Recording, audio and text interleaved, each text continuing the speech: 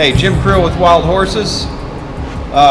Today I'm going to show you guys the application of this simple weld-on skid plate to the bottom of your Ford 9-inch for rock crawling situations, just adding some protection. This is a pre-bent piece. It's basically just a big time saver that's going to go on the bottom of your housing like that, and essentially you're going to tack it, you're going to weld it, and we're going to persuade it to conform the way we want once we've got it tacked in place. So here we go.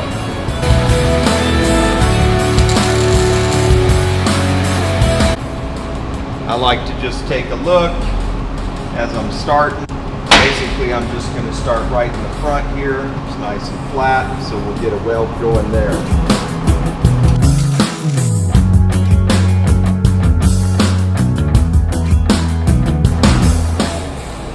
Okay, now we got it tied in really well right there on the front, and you can see some of the gaps and stuff in here. We're going to use the hammer to kind of persuade the thing to go down in position. We'll come back, we'll fill in some of the areas in the back. Right now we've got a little area touching we can tack in the back to kind of hold it in place there. Before I do any more, I'm going to just make the plate conform to the rear end housing. So you can see how it's conforming right to the bottom of the housing as I kind of beat it into submission. So another tip is you can use some vice strips there to sort of conform the very edges as you go around. The other thing is you don't want to just weld this thing all at once because you're going to be putting too much heat into this. It's a housing. We want it to stay straight. So we weld, we let it cool down, we weld some more.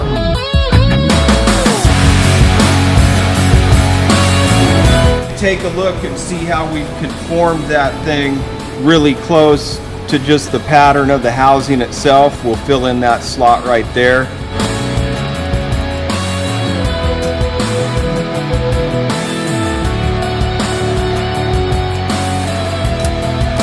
Pretty much I do the two slots at the end of it all, bonk them together.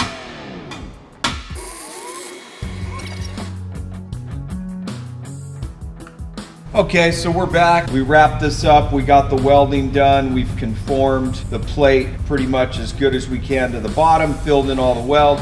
So at this point, all you do is kind of want to smooth out some of the edges before we take this thing to paint. So that's really it. You can kind of see how we take the basic skid plate there, we kind of conform it in, get all the welding done, and that's kind of all there is to it. So we'll see you on the trail.